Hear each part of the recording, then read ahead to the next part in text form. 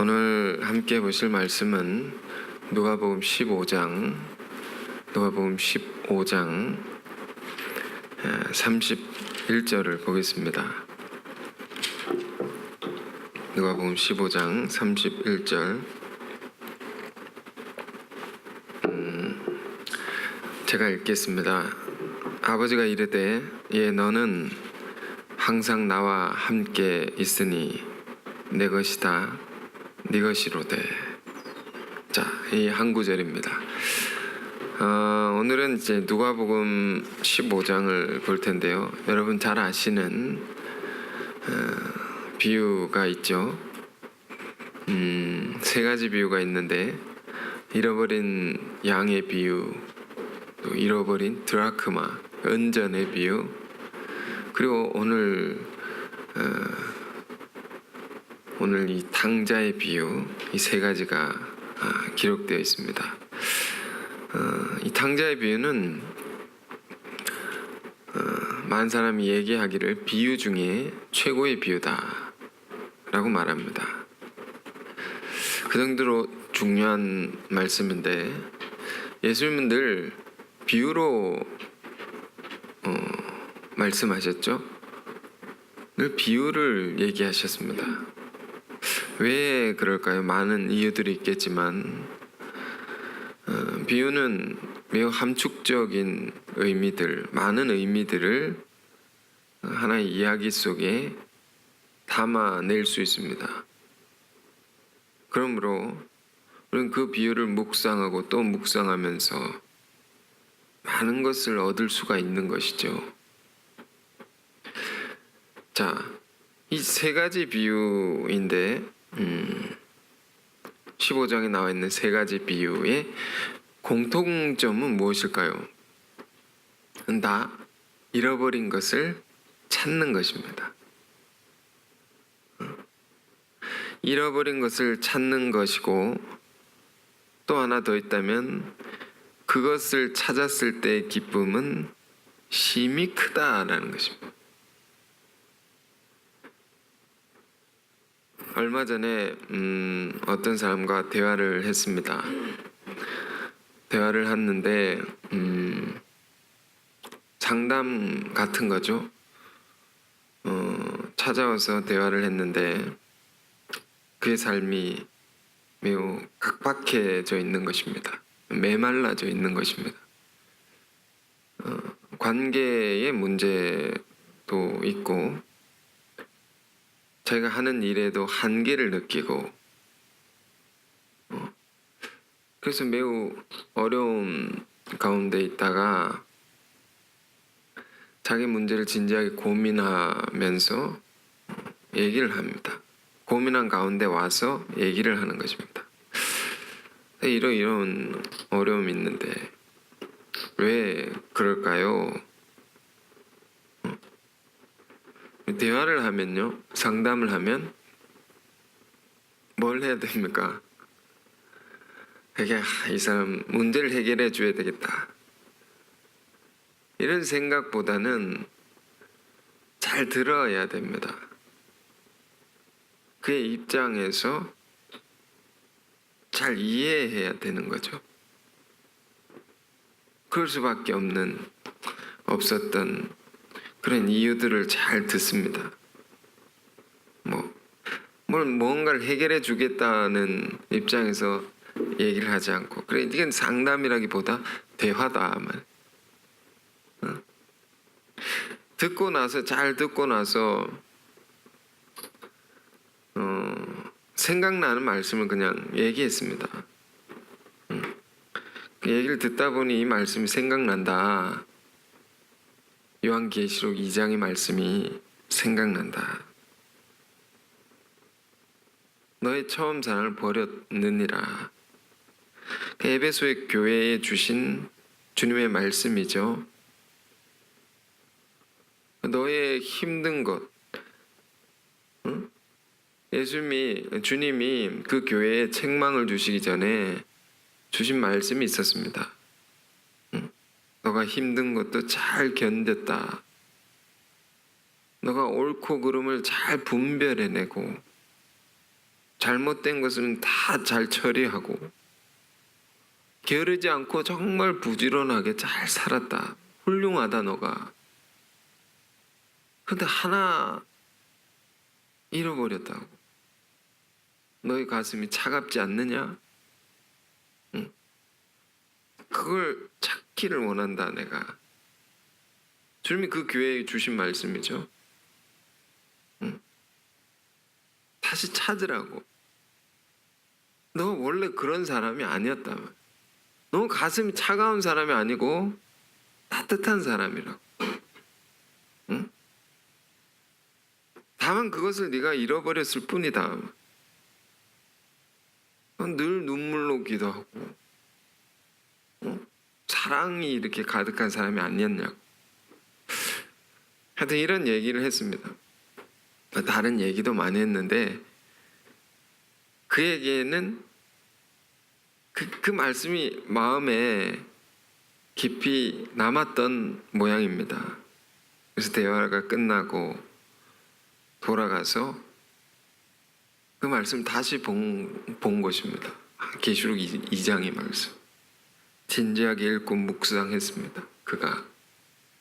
그리고는 이런 피드백, 이런 응답이었습니다. 제가 그 말씀을 다시 읽고 깊이 회개하게 되었습니다.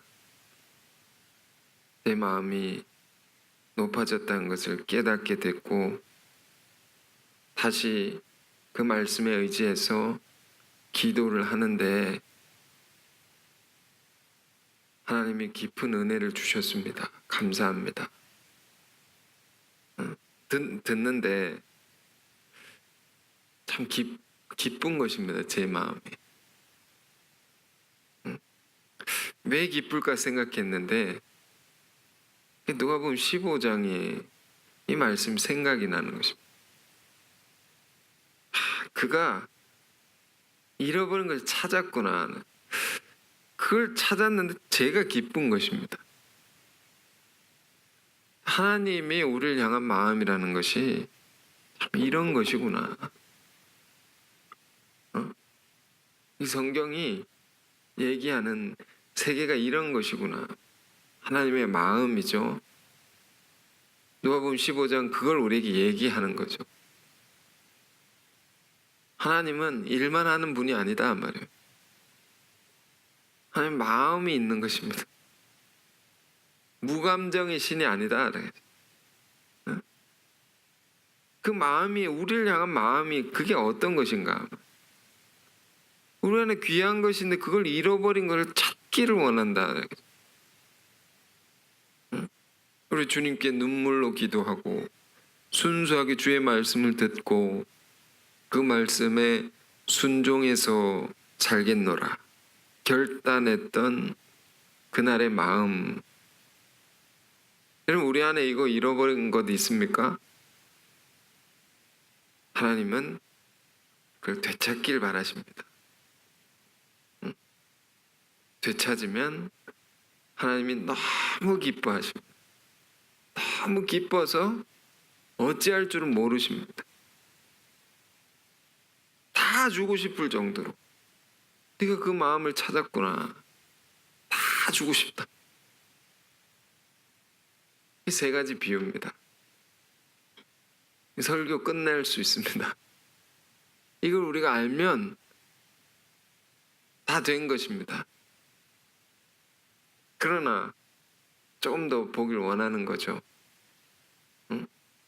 누가복음 11장부터 나온 15장 11절부터 나오는 탕자의 비유인데 그 하나님의 마음에 관해서 잘 생각하고 오늘 또 다른 이야기를 더 깊이 보길 원하는 것인데 이 비유 속에 담겨 있는 11절부터 볼까요? 13절까지 제가 읽겠습니다. 또 이르시되 어떤 사람에게 두 아들이 있는데 그 둘째가 아버지에게 말하되 아버지 재산 중에서 내게 돌아올 분깃을 내게 주소서 하는지라.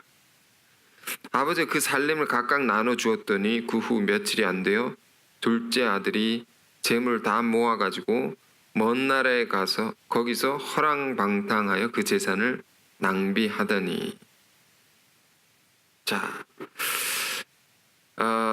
앞서 말씀드린 바대로 이 비유는 하나님의 사랑을 얘기하는 거죠. 하나님의 마음이 어떠한 것인가 우리에게 가르치는 것인데, 그러나 우리는 그것을 생각하기 전에 또 주목해야 할 것이 있습니다. 둘째 아들이 탕자가 되었죠. 그가 왜 탕자가 되었을까? 이 면을 우리는 깊이 파고들어야 됩니다. 또 다시 탕자가 되면 안 되기 때문에 우리가 지금 이렇게 말합니다. 아버지의 재산 중에서 내게 돌아올 분깃을, 몫을 주소서. 아들이 아버지에게 물려받을 재산, 몫을 요구했다. 아버지에게 달라고 했다. 이게 무슨 문제가 되는 것입니까? 나중에 회개하죠. 뭘 회개합니까? 잘못한 것이 있으니까 회개하죠. 뭘 잘못했느냐? 죄가 있으니까 회개하는 거 아닙니까, 여러분? 근데 무슨 죄를 지었습니까, 이 탕자가? 둘째 아들이 아버지에게 몫을 요구했다는 것입니다. 생각해 보십시오. 둘째 아들이 무슨 도둑질한 것도 아니고 남에게 해를 입힌 것도 아닌데 이게 무슨 죄냐 말이에요. 자식이 나이가 들면 부모가 바라는 것이 있지 않습니까? 그 스스로 잘 자립해서 잘 독립해서 스스로 자기의 인생을 살아가기를 원하는 거죠. 그런 면에서는 이 아들은 훌륭한 거 아닙니까? 그게 무슨 문제가 되는 것입니까? 그러나 그래서 예수님이 하나님의 아들이 우리에게 주신 비유입니다. 무엇을 얘기하는 비유냐? 비유는 뭔가 가리키는 것이죠. 뭘 빗대어 얘기하는 거죠. 그것은 아버지와 아들의 비유라는 것은 하나님과 인간 사이, 하나님과 나 사이의 관계를 얘기하는 것이다. 관계죠. 아버지 아들은 어떤 관계입니까, 여러분? 늘 얘기하는 것이 있는데 아버지란 말 속에는 그 전제가 아들이라는 게 있단 말이에요. 아들이 전제되어 있기 때문에 아버지라고 말할 수 있는 것입니다. 말이 있는 것입니다. 거꾸로 아들이란 말 속에도 이미 아버지가 있는 것입니다. 전제. 그렇기 때문에 아들이라고 말할 수 있는 것이죠. 말이 그 말 속에 이미 구비되어 있다면 뭘 얘기하는 것입니까? 이미 그 관계라는 것은 본래 뗄래야 뗄 수 없는 불가분의 관계다. 하나님과 인간은, 하나님과 나는 떨어질 수 없는 관계인 것입니다. 이미 그걸 우리가 알아야 되죠. 그 떨어질 수 없는 관계를 떨어져 나왔다 말입니다. 우리 성경을 볼 때 최초의 인간의 타락은 어디서부터 일어난 것입니까? 인간의 타락은 무엇입니까? 아담과 하와가 사과를 먹지 말라는 사과를 먹고 벌 받은 겁니까? 그런 단순한 이야기가 아니죠. 그 이야기는 뭘 우리에게 가르쳐 줍니까? 분리될 수 없는 관계를 분리하고 나왔다는, 거기서부터 인류의 비극은 시작되었다는 것입니다. 하나님 지으신 인간은, 하나님이 지으신 인간, 우린 피조된 존재죠. 하나님 창조주이시고 그런 인간이 하나님 떠나 살 수 없는 것이다. 어떤 사람은 이런 멋있는 말을 했습니다. 모든 인간은 날 때부터 크리스찬이다. 모든 인간은 태어날 때부터 다 하나님을 바라게 되어 있다. 그렇죠. 시편 42편 1절에 하나님이여 사슴이 시냇물을 찾기에 갈급한 같이 내 영혼이 주를 찾기에 갈급하니이다. 이게 이미 있는 것입니다. 부정할 수 없다. 종교를 떠나서 다 하나님께 의존되어 있는 것입니다. 우리는. 그러나 자유가 있죠. 그 하나님을 사랑할 수도 있고 사랑하지 않을 수도 있고 그 하나님을 떠날 수도 있고 함께 있을 수도 있고 이런 자유가 있죠. 자유가. 그 자유를 가지고 그런데 인간이 떠나게 된 거죠. 떠나기를 바라지는 않았는데 그건 상상도 못한 일이었는데 떠나게 됐다. 그래서 이거에 대한 많은 사람의 질문이 있었습니다.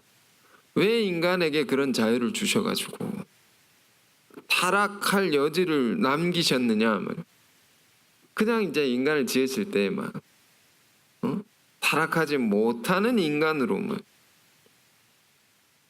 다른 피조물들은 그렇지 않지 않습니까? 인간만이 이렇게 자유를 주셔가지고 그 타락하지 못하는 인간, 절대적으로 하나님만 사랑하고 하나님만 바라보게끔 인간을 지으시지 왜 그렇게 만드셔가지고 온 인류가 고통받게 되었느냐 하면, 그러나 이제 진정한 관계라는 것은 뭡니까? 자유가 있는 것입니다. 자유가 있단 말이에요. 강제로 할 수 없는 것이고 억지로 할 수 없는 것이고 스스로 내가 그를 사랑하고 스스로 그를 믿을 수 있고, 하나님은 그런 세계를 원하신 것이죠. 스스로 사랑함으로 가장 아름다운 세계, 사랑의 세계를 이 땅 가운데 이루기를 원하셨던 것. 그것이 하나님의 뜻이다는 거예요.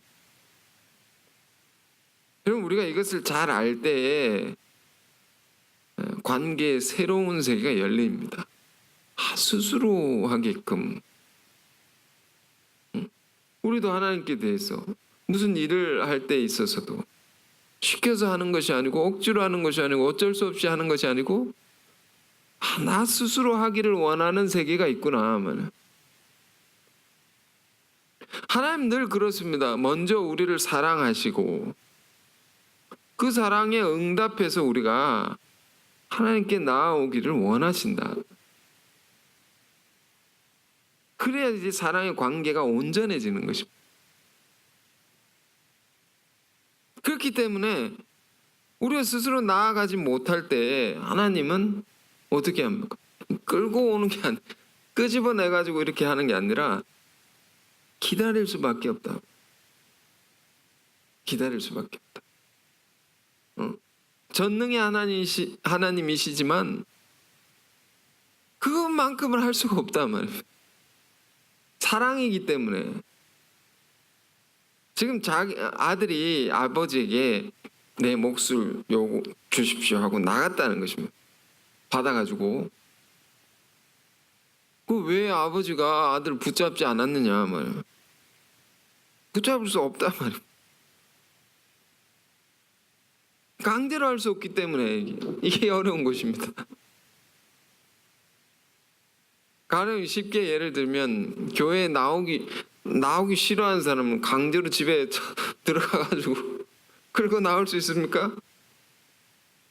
응? 말씀 듣기 싫어하는 사람들 강제로 의자에 앉혀가지고 너 들어야 된다. 그럴 수 있습니까? 그렇게 한다면 그거는 문제가 생기는 거죠. 자유가 있단 말이면 사랑은 자유가 있는 것입니다. 그래서 멋있는 것입니다. 하나의 방식은 뭔가 말이면 말 듣지 않고 자기 스스로 떠나는 자에 대해서 어떻게 합니까? 하나님은 더 큰 사랑을 보이시고 인내로 기다리는 것입니다. 교육의 전문가가 이런 말을 합니다. 자녀를 키울 때 어릴 때 하나님을 알게 하고 이게 중요하지 않습니까? 어릴 때 하나님을 사랑하고 하나님 떠나지 않도록 잘 그것을 훈련해야 된다. 그런데 여러 사정이 있겠죠. 이런저런 사정을 통해서 이 아이가 나중에 일탈을 했다. 그럼 어떡하느냐? 부모가 부족해서 잘 못 챙겨줄 수도 있고 신앙적인 가르침 못 줄 수. 일탈을 해버렸다. 그거 어떻게 하는? 돌아올 수 오게 하는 방법이 뭐냐? 이 방법밖에 없다는 거죠. 강제로 할 수 없는 것이고 끊임없이 사랑을 보이고 끊임없이 인내하며 기다리는 것. 하나님께서 우리에게 보여주신 것처럼 하신 것처럼 그것이 가장 유일하고도 가장 효과적인 방법입니다. 지금 아들이 떠나갔습니다. 둘째 아들 안에 있는 문제가 뭐냐면 이 문제를 우리는 깊이 파고들어서 봐야 됩니다. 우리 안에 문제일 수 있기 때문에. 그가 왜 당자가 되었느냐? 우리는 늘 그 아버지의 재산을 이렇게 함부로 가져가가지고 낭비했던 그 행위에 대한 초점을 맞추죠. 자기 삶을 잘 관리하지 못하고 허랑방탕하게 살았다 말. 그걸 문제라고 지적하죠. 그럼 그것은 눈에 보이는 결과일 뿐인 것입니다. 보다 근원적인 원인을 봐야 됩니다. 그렇게 살 수밖에 없었던 이유. 그래서 아버지와의 분리라는 거죠. 분리되어서는 안 되는 관계인데 분리가 됐다. 관계에 파괴가 온 거죠. 그러니까 모든 면에서 파괴가 온단 말입니다. 그럼 우리는 또 생각해 봐야 됩니다. 그럼 그가 왜 분리돼서 나갔을까? 이렇게 말합니다. 아버지의 재산 중에서 내게 돌아올 분깃을 주소서. 내 것을 가져야 된다. 내 것이 필요하다. 내 것을 확보해 놓아야 된다. 이거죠. 우리가 언제 하나님 떠나게 됩니까? 언제 우리가 신앙에 문제가 생기게 됩니까? 하나님 앞에서 우리는 내 자유를 주장합니다. 내 몫을 요구합니다. 내가 하고 싶은 걸 다 하게 하고 살아야 되지 않습니까? 하나님도 좋은데 내 것을 챙겨야 된다.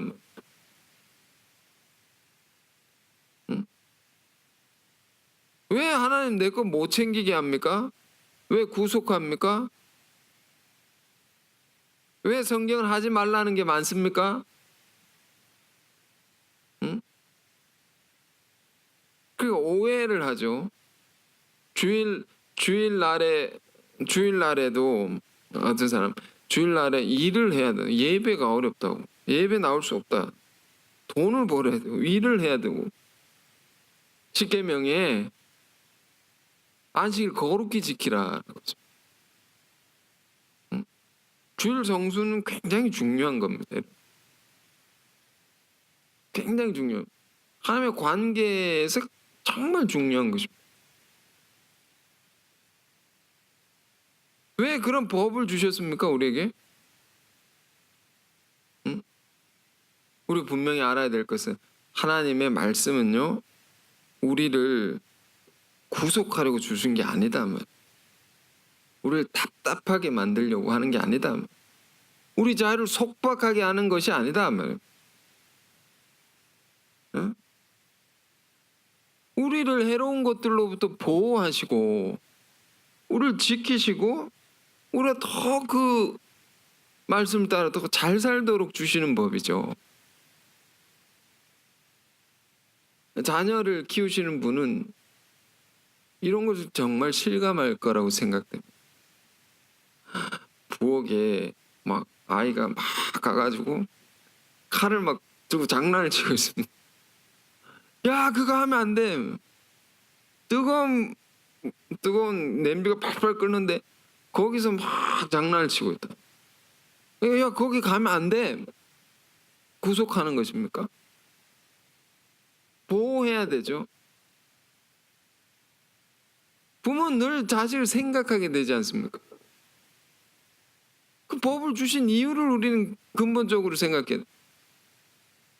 하나님 우리에게 말씀을 주신 이유가 있다. 그것은 우리를 괴롭게 하려는 것이 아니다. 하고 싶고 못하게 만드는 것이 아니다. 예수님 말씀에 진리가 너희를 자유케 하리라. 진리 안에서의 자유죠. 그것이 진정한 자유죠. 아무거나 하고 싶은 건 막 죄짓고 그렇게 살아서 그게 나에게 진정한 자유를 주느냐? 더 옥죄어 드는 것입니다. 우리 영혼은. 유대인들은요, 안식일 날 아무리 큰 사업을 하는 사람도 정말 아무것도 안 합니다. 큰 회사도 문을 엄격하게 닫아 놓습니다. 백화점도 그러면 그 매출이 큰 타격을 입지 않겠습니까? 많은 돈을 벌 기회를 잃어버리는 거 아닙니까? 아니다. 제일 돈을 더 많이 벌게 돼 있다. 제일 큰 곳입니다. 제일 돈을 많이 버는 곳이 그렇게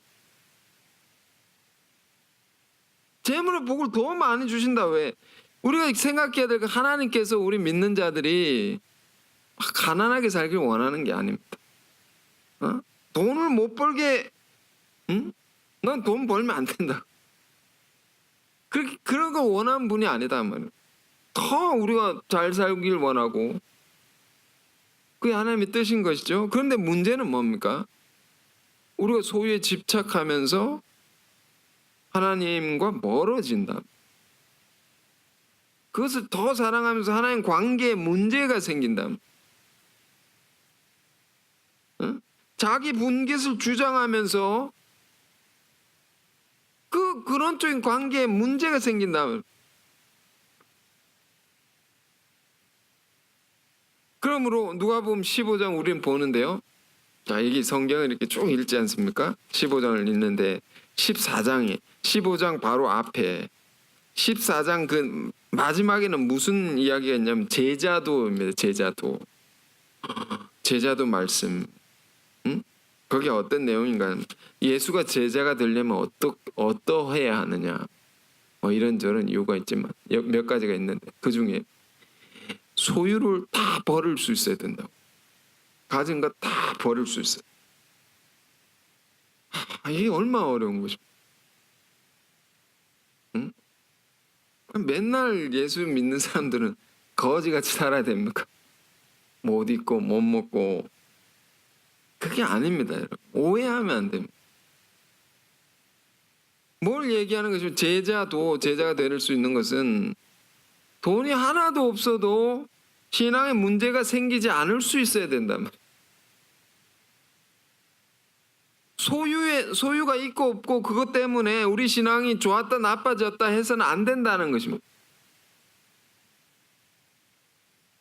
많이 좋아지면 신앙이 좋아지고 돈이 갑자기 많이 들어옵니다. 역시 하나님 훌륭하셔. 그러면서 신앙이 막 거룩해지고 그걸 싹 가져가십니다. 역시 하나님 믿을 게 못 돼. 돈이 있고 없고 없어도 하나님 사랑할 수 있고 하나님을 믿을 수 있고 의지할 수 있고 그런 자가 제자가 될 수 있다. 그것 때문에 오락가락하면 안 된다. 그 15장 다음에는 무슨 이야기가 있는지 아십니까? 청지기 비유입니다. 청지기. 매니저입니다. 매니저. 관리자.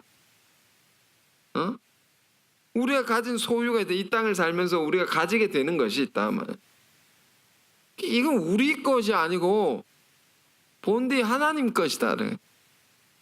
근데 우리가 살 동안 잠시 맡아서 관리시킨 것입니다.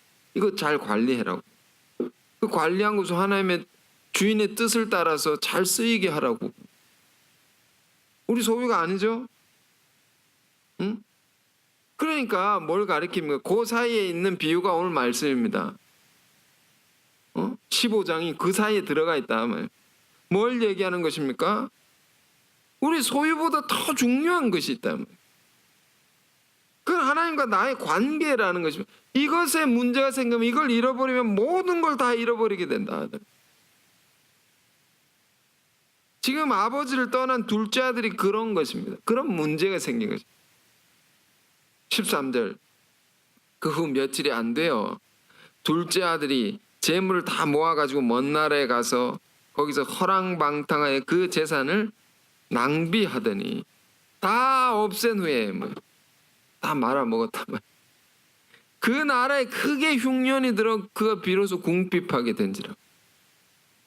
가서 그 나라 백성 중 한 사람이 부처 사니 막 이렇게 부처 산다. 그가 그를 들러보내 돼지를 치게 하는데 그가 돼지 먹는 쥐염 열매, 돼지 사료입니다. 돼지 사료. 그걸로 배를 채우고자 하되 그것조차도 주는 자가 없는지라. 이게 누구의 모습입니까? 뭘 얘기하는 것입니까? 이것이 하나님 없는 인간의 모습을 얘기하는 거예요. 하나님을 떠난 영혼의 궁핍과 절망적인 상황을 예수님이 이렇게 그려놓은 것입니다. 그들이 겪는 인생의 온갖 환난과 괴로움을 이것을 다 보여주는 것입니다. 모든 걸 다 잃어버리는 것입니다. 하나님 떠난 인간은 어떤 사람은 묻습니다. 하나님을 버리면 다 이렇게 되는 것입니까? 안 믿는 사람 보십시오. 세상에 하나님 믿지 않고 잘 산다면 그런 사람 얼마나 많습니까? 예수 믿지 않고 부자들 얼마나 많습니까? 그들이 가진 것이 변한 게 있습니까? 여전히 많은 부를 소유하고 있고 뭐가 나빠진 것입니까? 이렇게 반문하는 사람이 있습니다. 자, 여러분 잘 생각해 보십시오. 마태복음 4장에 예수님께서 사단에게 시험을 받으시는 장면이 있습니다. 3번의 시험이 있는데 두 번째 시험에 뭐라고 하냐면 사단이 예수님 보고 성전 꼭대기에서 뛰어내리라. 그러면 천사들을 다 붙여가지고 네 몸이 하나도 다치지 않게 하리라. 그게 어떤 시험을 얘기합니까? 성전에서 뛰어내린다. 네가 가진 믿음을 헌신짝처럼 다 내던져 버리라. 너가 가진 신앙을 다 버리라고. 그게 뭐가 중요하냐? 하나도 너에게 문제가 되지 않는다. 안 다치는. 너 아무 문제 일어나지 않는다고. 이게 정말 이 시험이 우리에게 어떤 모양으로 다가옵니까? 우리에게 늘 다가오는 시험. 안 다친다고요. 저 예배 한 번 안 나갔다고 뭐 어떻게 되겠냐? 하나님 없이도 너 잘 살 수 있다. 창세기 3장을 보면요, 뱀이 하와를 유혹하는 이야기가 똑같은 것입니다. 어떻게 유혹합니까? 하나님이 그거 따먹으면 죽는다. 먹으면 죽는다. 뱀이 거짓말을 하죠. 먹어 죽지 않는다. 그런가 하다가 콕 해가지고 아담과 하와가 따먹게 됩니다. 먹었습니다. 죽었습니까? 백설공주 이야기처럼 독사가 이렇게 먹고 쿵 쓰러져 죽었습니까? 안 죽었지 않습니까? 살았죠. 그러나 죽은 거죠. 살았으나 죽은 것이다.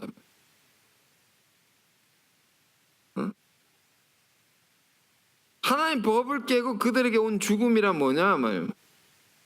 우리 이걸 잘 생각해야 됩니다. 우리 안에 죽음이란 뭐냐? 하나님 잃어버린 게 죽음이죠. 오늘 이 땅에 이 세상에 일어나는 온갖 비극적인 일들을 우리가 보십시오. 전쟁과 질병과 고통과 눈물의 수많은 일들이 다 어디서 온 것이냐? 여기서 온 것이다. 여기서 온 것이다. 하나님과 인간 사이의 그 관계에 파괴가 일어난 데서부터 온 결과다 말. 필연적인 결과다 말. 그걸 잃어버리면 이걸 다 문제가 생기게 되어 있다라는 것입니다. 우리도 마찬가지로 동일한 유혹이 오는 것입니다. 언제나 예수를 버려보라고. 그게 뭐 너 인생에 뭐가 중요하냐? 아무것도 달라지지 않는다. 너 인생은 더 즐거워질 것이다. 더 자유해질 것이다. 그러나 어떻게 됩니까? 그럴 줄 알았는데, 둘째 아들도 그럴 줄 알았는데 어떻게 된 것입니까? 이 탕자가 겪게 되는 괴로움이라는 것은 뭘 우리에게 보여줍니까? 우리 영혼의 공궁함, 우리 영혼의 불안과 어둠과 고독함은 더 갈수록 깊어지는 것이다. 왜? 우리 영혼은 하나님과의 관계 속에서만 진정한 만족을 얻을 수 있기 때문에. 그걸 잃어버리면 공허함이 찾아, 불안감이 찾아, 뭘 해도 기쁨이 사라집니다. 응? 지금 돼지가 먹는, 더러운 돼지가 먹는 그 사료로 배를 채우는 모습이랑 얼마나 이게 인간 영혼이, 하나님 떠난 인간 영혼의 비참성을 얼마나 잘 보여주는 것인가. 자, 그러나 17절 자 보겠습니다. 이에 스스로 돌이켜 이르되 내 아버지에게는 양식이 풍족한 품꾼이 얼마나 많은가. 비참한 자리에서 이제 생각하게 되는 거죠. 난 여기서 줄여 죽는구나. 내가 일어나 아버지께 가서 이르기를 아버지, 내가 하늘과 아버지께 죄를 지었사오니 지금부터는 아버지 아들의 일컬음을 감당하지 못하겠나이다.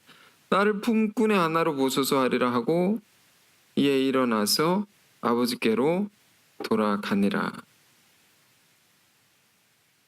이 장면 볼 때 둘째 아들은 문제가 좀 있었지만 그래도 괜찮은 사람입니다. 왜? 자기 죄를 깨닫고 회개했기 때문에. 이런 사람이 좋은 사람입니다. 잘못한 것이 있으면 깨닫고 인정하고 회개하는 사람, 돌이키는 사람. 좋은 사람일 뿐만 아니라 더 중요한 것은 구원은 어디서 일어났느냐. 인생이 무너진 걸 다시 이렇게 세울 수 있는 그것은 어디서부터 가능한 것이? 자기 죄를 깨닫고 회개할 때부터죠. 이 회개란 게 정말 중요합니다. 예수님 말씀에 마태를 부르시는데요. 마태를 찾아가서 부르시는데 그것을 정죄하고 비난한 사람들, 바리새인들이 왜 너희 선생은 더러운 죄인들과 함께 식사하느냐. 그 예수님 주신 말씀이 병든 자에게 의사가 필요한 것이 아니다. 병든 자에게 의사가 필요한 것이지 건강한 자에게 의사가 필요한 것이 아니다. 내가 의인을 부르러 온 것이 아니요 죄인을 부르러 왔노라. 이게 무슨 말씀입니까? 건강한 자에게 의사가 필요 없다. 내가 죄 없다 하는 자에게 내가 뭘 도와줄 수 있겠느냐. 내가 아무 문제 없이 잘 살고 있다는 사람에게 뭘 해줄 수 있겠느냐. 자기 사는 대로 내버려 둘 수밖에 없는 거죠. 아무것도 해줄 수 없다. 그러니까 우리가 우리 죄를 시인하고 주님께 엎드려 회개하면 그러나 하나님께서 우리를 도와주실 수 있는 것입니다. 그때 도와주실 수 있는 것입니다. 회개하면 우리 죄를 사하시고 그는 미쁘고 의로우사 말이에요. 모든 불의에서 우리를 깨끗게 하실 것이요. 요한 1서 말씀. 모든 문제에 대해서 회복해 하실 것이요. 회개해야 된다. 뭘 회개해야 됩니까? 하나님을 떠났다는 거죠. 어쨌든 돌아왔습니다. 회개하고 돌아가니까 아직도 거리가 먼데 아버지가 그를 보고 측은히 여겨 달려가 목을 안고 입을 맞추니 측은히 여기신다. 그 불쌍히 여기신다라는 거죠. 어? 어떤 분은 이 대목을 이 구절을 읽을 때 이렇게 얘기를 하십니다. 멀리서 저 멀리서 신발 신지도 못하고 벗은 발로 뛰쳐나갔을 거라고.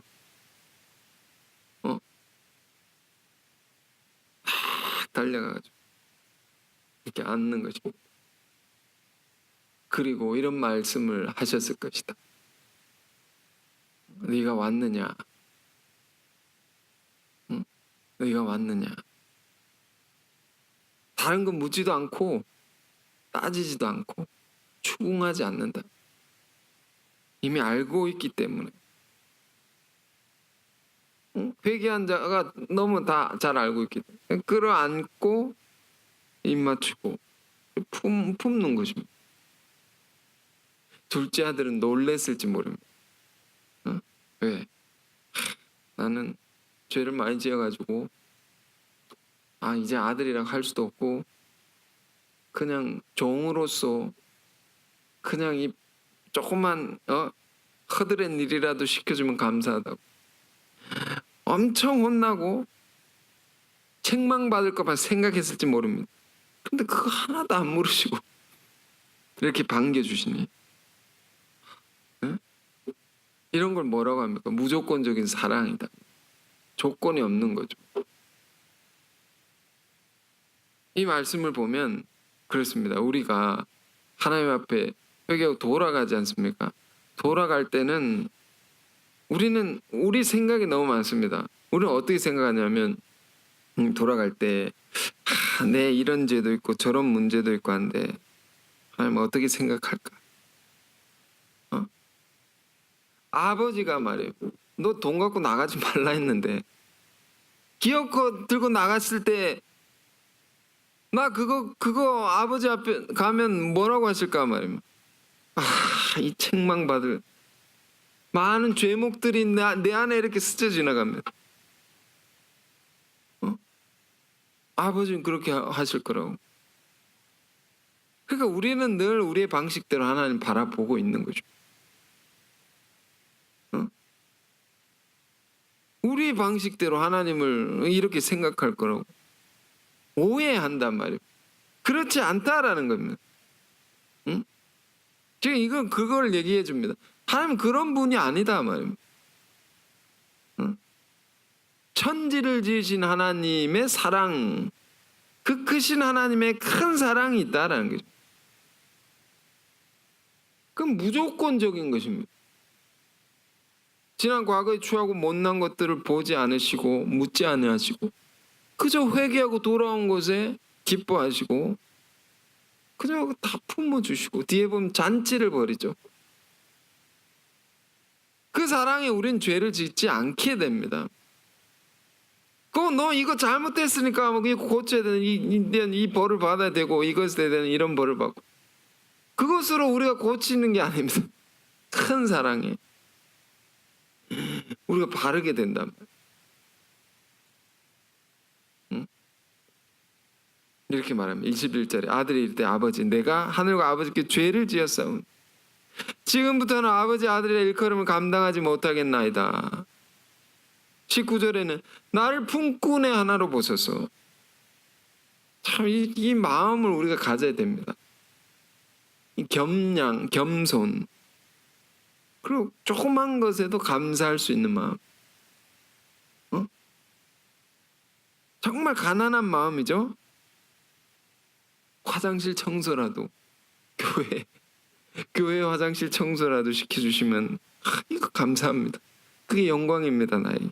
그것도 감당하지 못하겠습니다. 우리 이런 마음 가지고 사는 것입니까? 주를 섬기는 자들이 이런 마음 갖고 섬기는 것입니까? 시편 기자의 이런 아름다운 시가 있었습니다. 주의 궁전에서 하루가 다른 데에서의 첫날보다 나은즉 악인의 장막에서 거하는 것보다 하나님의 전에 문지기로 있는 것이 좋사오니 어? 세상에 화려하고 그 많은 누리는 것들보다 주님의 전에서 화장실 청소하는 게 더 감사한, 이게 더 영광입니다. 지금 이 마음 우리가 갖기를 바랍니다. 그런 마음 우리가 가지고 하나님께 돌아오면 하나님이 너무 기뻐하시고 큰 은혜를 막 퍼부어 주십니다. 그래가지고 22절에 이렇게 되었어요. 아버지는 종들에게 이르되 제일 좋은 옷을 내어다가 입히고 손에 가락지를 끼우고 반지도 주고 발에 신을 신기라. 그리고 살찐 송아지를 끌어다가 잡으라. 우리가 먹고 즐기자. 내 아들은 죽었다가 다시 살아났으면 내가 잃었다가 다시 얻었노라 하니 그들이 즐거워하더라. 그러니까 이게 뭘 얘기해요? 하나님이 이렇게 기쁘다 말입니다. 우리가 회개할 때, 우리가 하나님께 돌아갈 때 이렇게 기쁘다. 한 영혼이 구원받을 때 이렇게 기쁘다. 자, 그런데 문제가 또 생깁니다. 25절에 맏아들은 밭에 있다가 돌아와 집에 가까이 왔을 때 열심히 일하다가 돌아왔어요. 풍악과 춤추는 소리를 듣고 무슨 어디서 잔치 소리가 들리는 것입니다. 한 종을 불러 이게 무슨 일인가 물은데, 야, 갔다 와. 그럼 이게 무슨 소리냐? 대답하되 당신의 동생이 돌아왔음에 당신의 아버지가 건강한 그를 다시 맞아 드리게 됨으로 인하여 살찐 송아지를 잡았나이다 하니 그가 분노해서 들어가고자 아니하거늘. 완전히 삐친 것입니다. 아버지가 나와서 권하는데 아버지께 대답하여 돼. 내가 여러 해 아버지를 섬겨 명을 어기며 아버지 시킨 데 다 했거늘 내겐 염소 새끼라도 주어 나와 내 벗으로 즐기게 하지 않으시다니. 아버지 살림 장녀들과 함께 삼게 버린 이 아들이 돌아오면 이 일을 위하여 살찐 송아지를 잡으셨나? 이렇게까지 할 수 있느냐고. 아버지, 나는 아버지 옆에 고생하면서 살았는데. 이 첫째 아들입니다. 첫째 아들. 이 이야기는 더 깊이 많이 우리가 볼 수가 있는데, 첫째 아들 형제지간은 어떠냐면요, 동생이 잘못하지 않습니까? 뭐 동생도 형이 잘못하지 않습니까? 잘못한 것을 다 기억하고 있습니다. 이렇게 잘못한 거로. 그는 이렇게 저 문제가 있다고. 우리 믿음의 형제 자매 아닙니까? 우리 관계 속에서 그가 이렇게 잘못했다고, 이런 건 문제가 있다고 다 그걸 하나하나 세고 있는 것입니다. 그걸 정죄하는 거죠. 우리가 형제 간의 분쟁과 불화는 다 이런 마음을 갖고 살기 때문에 그런 거죠. 정죄하고 그걸 용서하지 않는 것입니다. 그러면 우리는 뭐가 필요합니까? 우리 모든 관계의 화목은 어디서 오는 것입니까? 아버지의 마음을 품는 데 있다. 아버지의 마음을 알아야 돼. 그가 이렇게 저랬고 문제가 있고 잘못했고, 하나님은 어떻게 생각하실까? 하나님 그걸 어떻게 바라보시냐? 늘 우린 주님의 마음, 예수 그리스도의 마음을 품어야 됩니다. 그의 죄를 기억하지 않고 정죄하지 않는다 말이에요. 그의 문제가 있다면, 그의 죄가 있다면 그 아버지 마음 그런 거죠. 내가 해결할게. 내 잘못으로 여기 내가 자식을 잘못 길러서 그렇다. 이렇게 생각하시고 그걸 품고 책임지신다. 응? 그 아버지 마음을 우리가 가질 때만이 우리 영혼이 진정한 안식을 평안을 얻을 수 있는 것입니다. 응? 그러니까 여러분, 하나님을 잃어버린 인간의 관계라는 것은 늘 싸움과 분쟁밖에. 아버지의 마음을 모르고 맺는 모든 관계는 늘 분쟁이 있으면 늘 정죄가 있고 미움이 있고. 그 지금 동생을 정죄하고 원망하는 말을 늘어놓는 형에게 아버지는 뭐라고 하십니까? 31절 32절입니다. 아버지가 이르되 예, 너는 항상 나와 함께 있으니 내 것이 다 네 것이 아니냐. 다 너에게 줄 것이 아니냐. 이게 동생이 잘 되고 동생이 돌아서 또 잘 되면 다 너에게 복이 갈 것이 아니고 너가 다 가질 것이 아니냐. 이 내 동생 죽었다 살아났으면 내가 잃었다가 얻었기를 우리가 즐거워하고 기뻐 마땅한 것이야. 야, 동생이 돌아왔는데 죽은 줄 알았던 동생이 돌아왔는데, 야, 너는 안 기쁘냐? 어? 마땅히 기뻐해야 되는 거 아니냐? 이 말 속에는 굉장히 슬픈 말입니다. 왜? 아버지는 형을 이렇게 생각했다는 것입니다. 이놈이 첫째니까 마음을 잘 알 것이다. 하나라고 생각했는데 아닌 것입니다. 그 첫째 형은 또 다른 당자죠. 또 다른 불효자죠. 응? 우리가 때로는 둘째 아들의 모습으로 하나님 떠나서 이렇게 살다가 그런 문제를 일으키고, 또 때로는 첫째 아들과 같이 늘 하나님 주를 섬기고 봉사하지만 마음에는 그 마음을 잃어버리고 산다. 하나님 얼마나 힘드실까요? 형은 동생을 바라보는 것이 초점이 뭡니까? 네 건 내 것 따지는 것입니다. 소유의 문제. 그건 용서할 수 없다. 네가 더 가져가가지고 말아먹었지 않느냐. 우리 인간관계, 형제관계에서는 늘 이 문제 때문에 싸우는. 그런데요, 아버지의 관심은 뭡니까? 거기에 있는 게 아니다. 관계의 문제입니다. 초점이. 둘째 아들이 재산을 얼마나 까먹었느냐, 뭘 잘못했느냐, 그보다 중요한 건 이놈이 회개해서 돌아왔다고. 아버지께로 돌아온 것이 중요한 것입니다. 우리 모든 인간 관계 속에서 뭘 봐야 됩니까? 그가 뭘 잘했느냐 이걸 따지고 싸우기보다는 그의 신앙이 정말 회복되었는가? 근본적인 것을 보고 그가 하나님의 은혜 가운데 있는 것인가? 그걸 봐야 되는 거죠. 자, 오늘 이제 무슨 긴 강해처럼 얘기를 했는데 뭐 다 전한 것도 아닙니다. 그렇지만 오늘 이 말씀을 통해서 우리가 우리 삶의 근본적인 문제, 하나님과의 관계에 대해서 좀 더 깊이 생각해 보길 바랍니다. 우리는 하나님 안에 있는 것인가? 하나 되어 있는 것인가? 그리고 또 형제 간의 관계에 대해서도 우리가 정말 이 아버지의 마음을 정말 알아서 그 마음으로 화목하고 하나 되어 갈 수 있는 그런 모두가 되었으면 좋겠습니다. 자, 기도하겠습니다. 자비로우신 주님, 참으로 소중한 예수님이 전해주신 비유의 말씀을 다시 보았습니다. 이 탕자의 비유 속에 탕자가 또 우리의 모습은 아닌지 돌아보게 하옵소서. 우리 삶의 모든 문제는 알고 보니 본래 하나여야 할 하나님과의 관계를 깨어버리고 하나님을 떠난 데에 있다 하였습니다. 늘 하나님 마음에 두기 싫어하는 우리의 마음을 돌아보게 하셔서 주님, 우리는 주님을 떠나지 않게 하옵소서. 우리는 늘 주님 안에 거하게 하옵소서. 탕자를 변함없는 사랑으로 기다리시고 그를 끌어안아 주셨던 아버지의 모습 속에 우리 죄인들을 품고 구원하신 하나님의 무조건적인 사랑을 알게 하시고 또 감사하는 우리가 되게 하옵소서. 그 사랑에 늘 우리가 회개하고 돌이키는 자들 되게 하옵소서.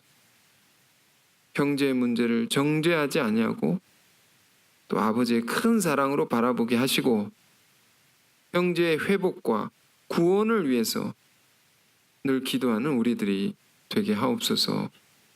감사합니다. 예수 그리스도 이름으로 기도했습니다. 아멘.